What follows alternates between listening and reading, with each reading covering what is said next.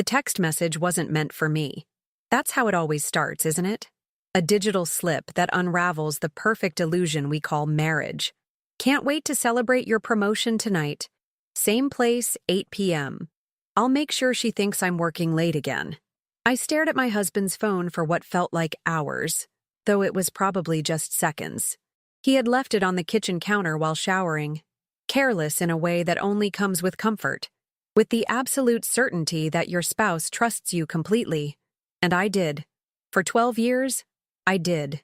The message was from someone saved as Alan from accounting, but unless Alan had recently started wearing Chanel No. 5, I doubted it was actually a man. The perfume lingered on my husband's shirt sometimes. I'd convinced myself it was from the department store he walked through on his way home.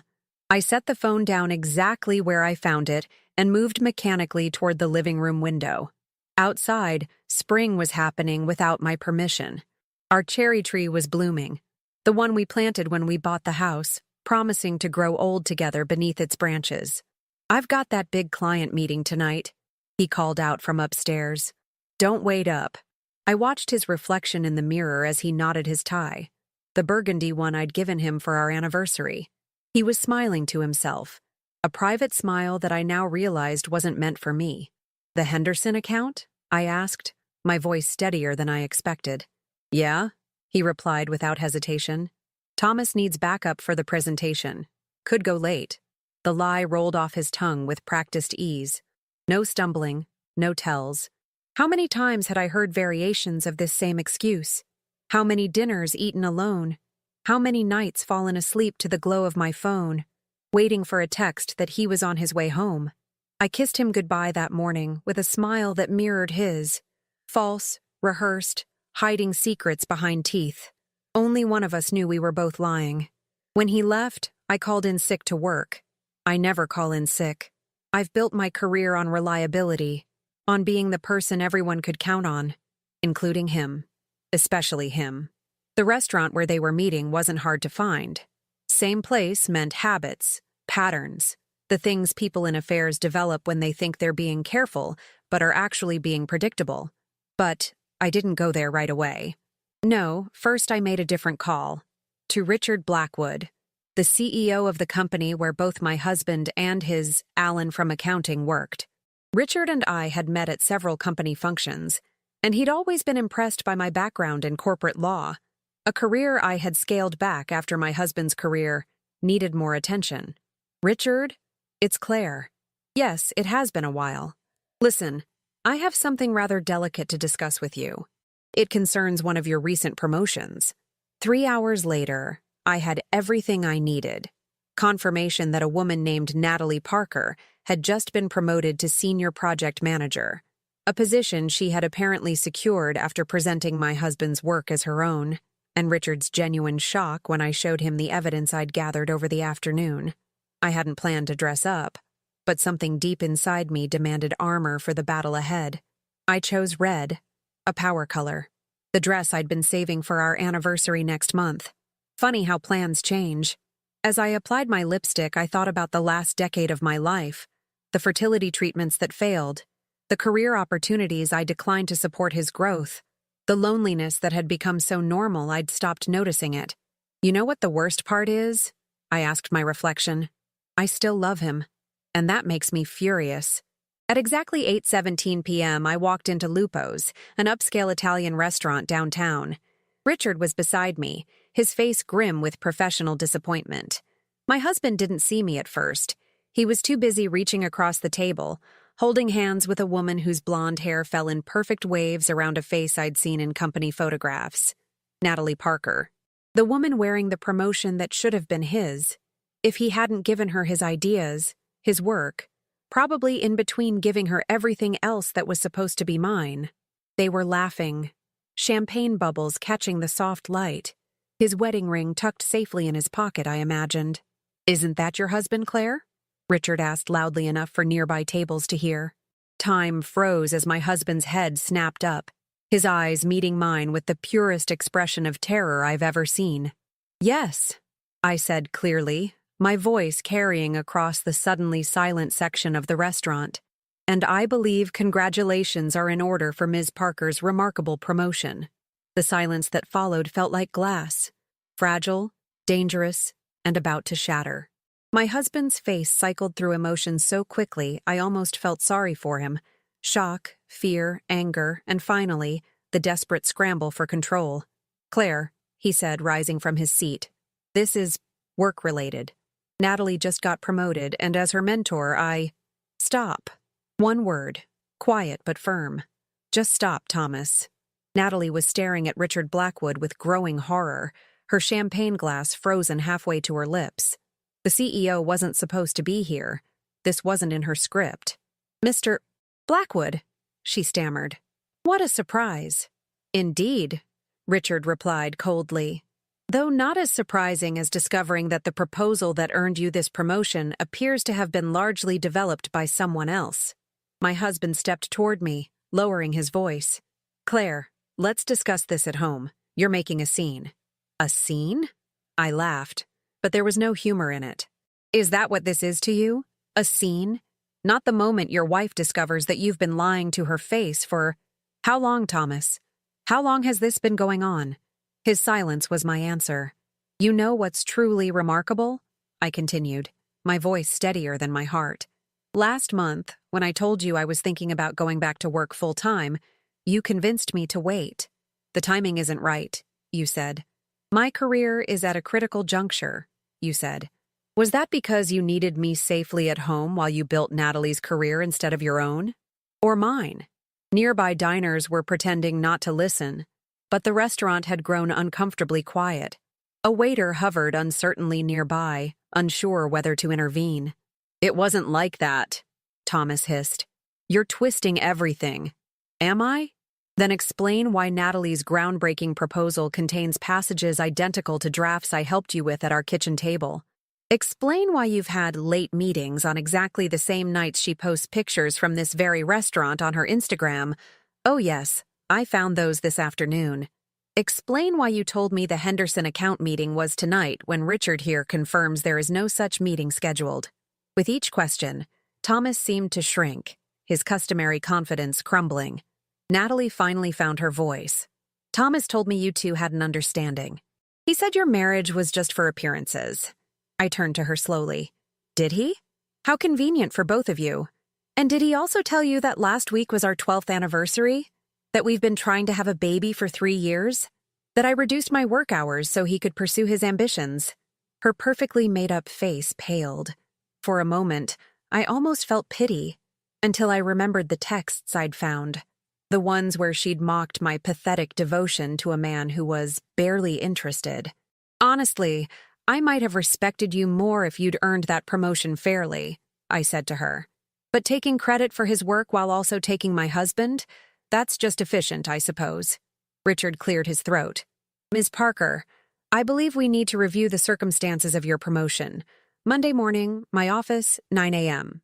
The restaurant manager appeared, offering us a private room to continue our discussion. As we moved through the dining area, I felt eyes on my back, heard the murmurs. In a small corporate community like ours, this would be everywhere by morning. In the private room, Thomas tried again. "Claire, you're overreacting. It was just dinner."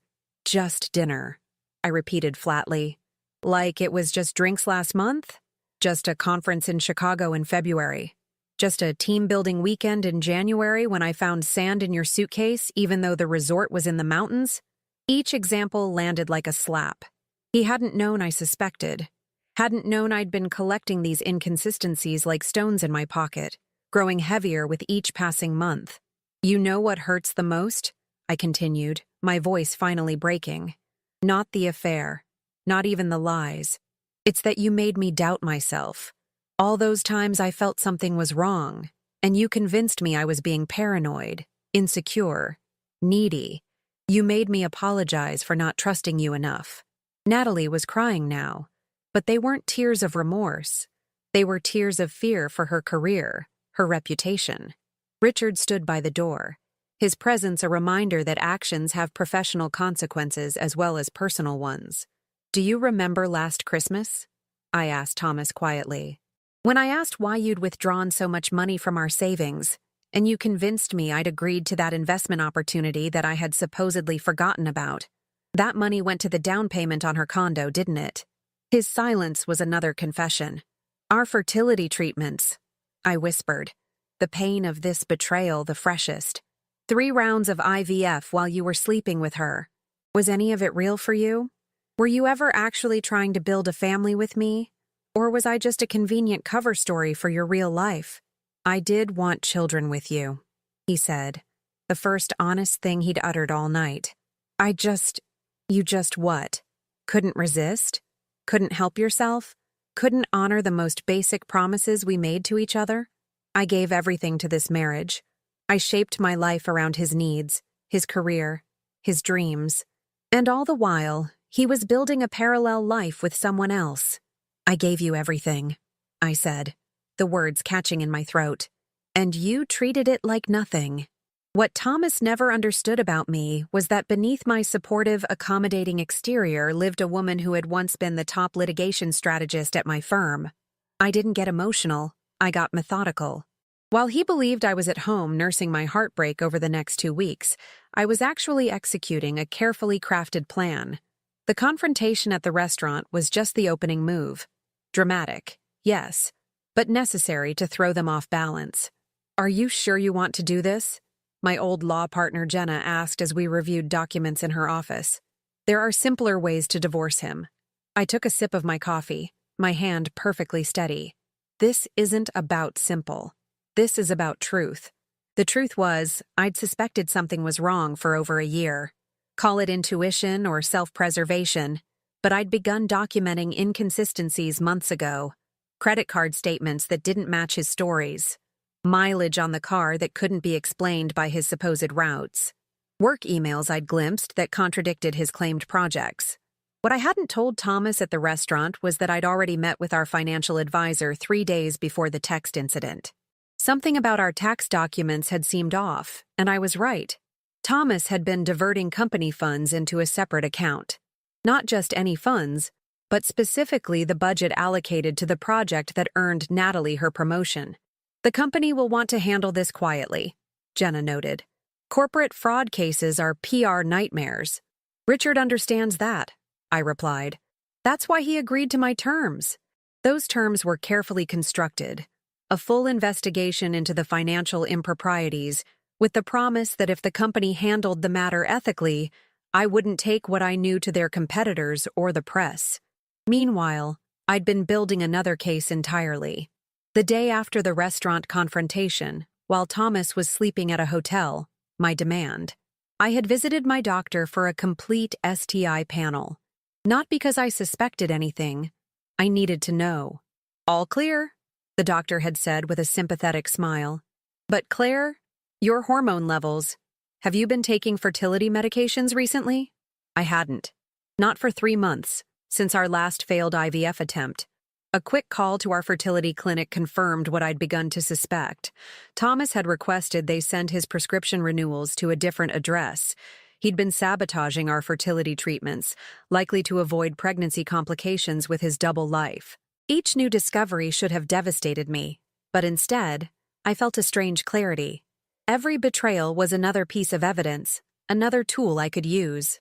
You're handling this remarkably well, my sister observed when I finally confided in her. I'm not handling it at all yet, I replied. I'm just preparing to. The most difficult part was maintaining normalcy when Thomas began his campaign to save our marriage. The flowers, the tearful apologies, the promises of therapy and change. He ended things with Natalie completely and permanently.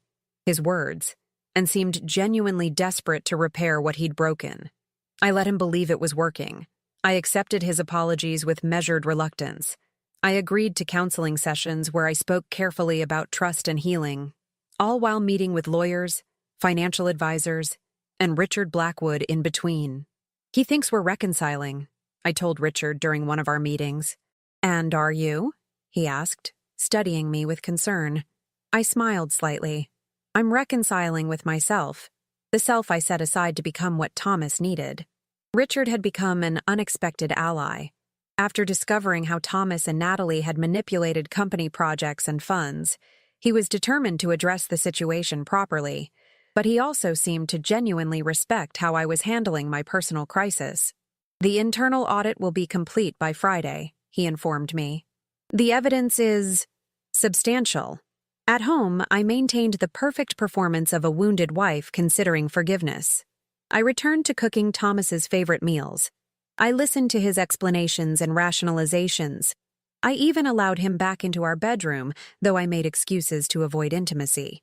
I think we're making real progress, he told me hopefully one evening, 3 weeks after the restaurant confrontation. I think so too, I replied, and in a way, it wasn't a lie. I was making tremendous progress, just not toward the goal he imagined. The most stunning discovery came from an unlikely source, Natalie's assistant, Jade. She contacted me through LinkedIn with a simple message. I have information you might want about your husband and Natalie. Over coffee at a cafe far from their office, Jade revealed that Natalie had been recording conversations with Thomas. Insurance, she called it, in case things went south. Those recordings included discussions of how they'd used my input on Thomas's work to develop the proposal that earned her promotion, discussions of their future plans, and most damning strategies for continuing to deceive me. Why are you telling me this? I asked Jade. Her expression hardened. Because she did the same thing to the last married man she was involved with, and because she takes credit for everyone else's work, including mine. I didn't judge Jade's motivations. In strategic battles, you don't question why allies appear. You simply use the advantage they provide. And I was about to use every advantage I had accumulated. The board meeting was scheduled for Monday morning. Thomas had no idea that he would be the primary topic of discussion, or that I had been invited to attend. As I laid out my clothes for the meeting, a sharp charcoal suit I hadn't worn since leaving my firm, I felt not anger or sadness, but a strange sense of awakening. The woman who had dimmed her own light to help Thomas shine was gone. In her place stood someone I'd almost forgotten existed. The strategist, the advocate, the woman who never backed down from a fight. I hope you're ready, I whispered to my reflection, because tomorrow, the truth comes out. The conference room at Parker & Reed Consulting fell silent as I walked in beside Richard Blackwood. The board members, 7 men and 2 women in impeccable business attire, glanced at one another in confusion. This was not on their agenda. Thomas was already seated, reviewing presentation materials. When he saw me, the color drained from his face. Claire? What are you doing here? Before I could answer, the double doors opened again, and Natalie Parker entered, stopping abruptly when she saw me. Please, everyone take your seats, Richard said, his authoritative voice cutting through the tension. We have a serious matter to address before our regular agenda. As everyone settled, I remained standing, placing a USB drive on the table. Many of you know me as Thomas Reed's wife, I began, my voice steady despite the hammering of my heart. What you may not know is that I was once senior litigation counsel at Morton & Beck, specializing in corporate fraud cases. I clicked the remote to start the presentation I'd prepared. The first slide showed financial records, company funds redirected to shell accounts, expense reports with discrepancies, project budgets with unexplained allocations. For the past 18 months, 2 employees of this firm have been engaging in financial improprieties, misappropriation of company resources, and fraud, I continued. They've diverted approximately $237,000 of company funds for personal use, while simultaneously manipulating project outcomes for personal advancement. Thomas half rose from his chair. This is absurd. Richard, why is my wife making these accusations in a board meeting? Richard's expression remained impassive. Because the audit confirmed everything she brought to our attention, Thomas. Please continue, Claire. The next slides detailed how Thomas and Natalie had claimed credit for work done by other team members, including projects I had unknowingly helped develop during late-night work sessions at our dining table. Emails, presentation drafts with tracked changes, and testimonials from team members built an irrefutable case. Additionally, I said, clicking to the next slide, Ms. Parker has been recording conversations without consent, including in this very building, which violates company policy and, in some instances, state law. I played a brief audio clip where Thomas and Natalie could clearly be heard discussing how to take credit for work done by her team member, Jade. Natalie jumped to her feet. "Those recordings are private property. You had no right—" "Actually," Richard interrupted, "they were made on company devices and stored on company servers. They are company property, and when allegations of misconduct arose, we had every right to review them." The board members were exchanging shocked glances now. One of them, an older woman named Helen, looked at me with something like respect in her eyes. "The full documentation has been provided to each of you," I continued, nodding toward the USB drives I'd placed before each board member, "including the complete audit report and witness statements. But this isn't just about corporate malfeasance." I turned directly to face Thomas for the first time. "My husband and Ms. Parker have been engaged in a relationship for nearly 2 years. During this time, they've used company resources to facilitate their affair, including falsifying expense reports for hotel stays, manipulating work schedules, and misrepresenting their whereabouts to both the company and to me." Thomas's face had moved from shock to fury. "This is a personal matter that has no place in a business setting." "It became a business matter," Richard countered, "when you used company funds to support your extramarital relationship, including—" He consulted his notes. $42,000 toward a down payment on Ms. Parker's condominium. One of the board members removed his glasses in disbelief. "Is this accurate, Thomas?" My husband's silence was damning. "There's more," I said quietly. "The fertility treatments that Thomas and I were supposedly undergoing together, he was deliberately sabotaging them, having prescriptions sent elsewhere, missing critical appointments, all while pretending to want a family with me. This revelation wasn't strictly relevant to the business case, but I needed it on record. I needed everyone to understand the depth of the deception. In light of these findings," Richard said, taking over, "I am recommending immediate termination of both Thomas Reed and Natalie Parker's employment with this firm, full recovery of misappropriated funds, and referral of the financial improprieties to the appropriate authorities." The vote was unanimous. As security was called to escort Thomas and Natalie from the building, my husband made one last desperate attempt. "Claire," he said, his voice breaking, "everything I did was for us. For our future. You have to believe me." I looked at him, really looked at him, perhaps for the first time in years. The man I had loved, supported, and believed in. The man who had betrayed every promise we'd made. "The most valuable thing I ever gave you," I replied calmly, "wasn't the career support or the sacrificed opportunities or even the love. It was the benefit of the doubt, and you'll never get that from me again." As they were led away, Helen from the board approached me. "That was quite impressive," she said. "Richard tells me you left a promising legal career." "I did," I acknowledged. She handed me her card. "When you're ready, I think we should talk about your future. My firm could use someone with your attention to detail and strategic thinking." As the room cleared, Richard stayed behind. "Was it worth it?" he asked gently, "bringing it all into the open like this?" I thought about the question carefully. "Secrets thrive in darkness," I finally said. "I've had enough of living there. Whatever happens next, at least it will be in the light." As I left the building, my phone buzzed with a text from Thomas.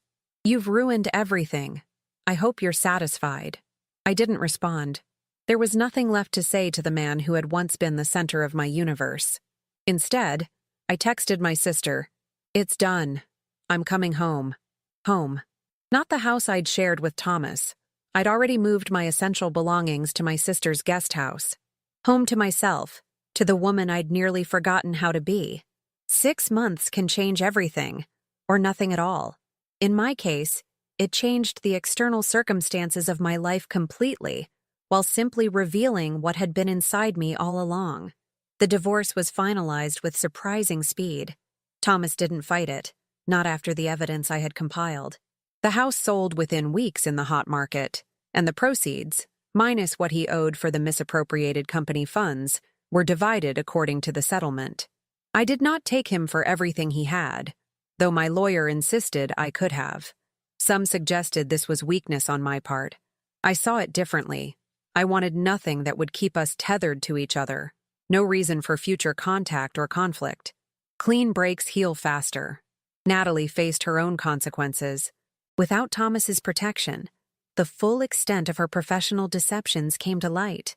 The last I heard, she had moved to another state, trying to rebuild a career tarnished by scandal.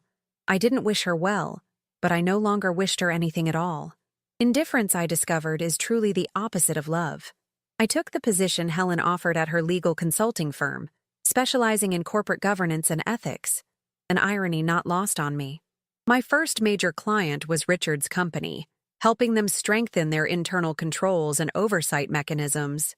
You know, Richard said during one of our meetings, some might say you orchestrated this whole situation to your advantage. I smiled slightly. And what would you say? I'd say you simply made sure the truth worked in your favor, for once. The hardest moments came unexpectedly. Finding Thomas's favorite coffee mug in a box I was unpacking in my new apartment. Driving past the fertility clinic where we'd invested so much hope. Waking up on what would have been our anniversary, momentarily forgetting that everything had changed. But there were unexpected joys, too. Rediscovering my professional confidence. Reconnecting with friends I'd drifted away from during my marriage. The simple pleasure of making decisions based solely on my own preferences. My sister worried I was avoiding processing the pain by immersing myself in work. I'm not avoiding it, I told her during our weekly dinner. I'm just not letting it define me. And I wasn't. The betrayal had changed me, but it hadn't broken me. There's a particular kind of strength that comes from surviving what you once thought would destroy you. On a crisp fall evening, I found myself back at Lupo's, the scene of the confrontation that had set everything in motion. It wasn't a deliberate choice. A colleague had suggested it for dinner, unaware of its significance in my personal history. As we were seated at a table, ironically, not far from where I had found Thomas and Natalie that night, my colleague asked about my wedding ring tan line, which was finally fading.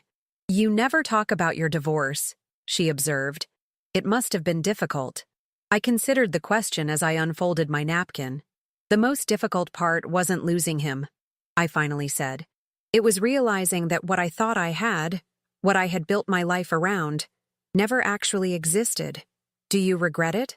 The years with him? The waiter arrived with water, giving me a moment to think. I regret allowing myself to become smaller, I said after he left. I regret the dreams I postponed indefinitely, but I don't regret loving completely, even if it wasn't returned in kind. Later that night, as I walked home through the cooling air, my phone buzzed with a text. Thomas, breaking 6 months of silence. I miss you. I made the biggest mistake of my life. Can we talk? I stopped beneath a streetlight and read it twice. 6 months ago, even 3 months ago, those words might have cracked the foundation I was rebuilding. Now, they were just words from someone I used to know. I didn't respond. Instead, I deleted the message and continued walking, my steps light and sure on the pavement. Some people enter our lives to stay. Others come to teach us something essential about ourselves before leaving. Thomas had taught me my own strength, not by supporting it, but by testing it to its limits. As I reached my apartment building, I paused to look up at the night sky, something I rarely took time to do during my marriage. A scattering of stars was visible despite the city lights, enduring and distant. Thank you, I whispered, not to Thomas or to God or even to fate, but to myself, the self that had been patient enough to gather evidence, brave enough to face the truth, and strong enough to build something new from the ashes of what was lost. The marriage had ended. The betrayal had been exposed. But my story was just beginning, and this time, I was writing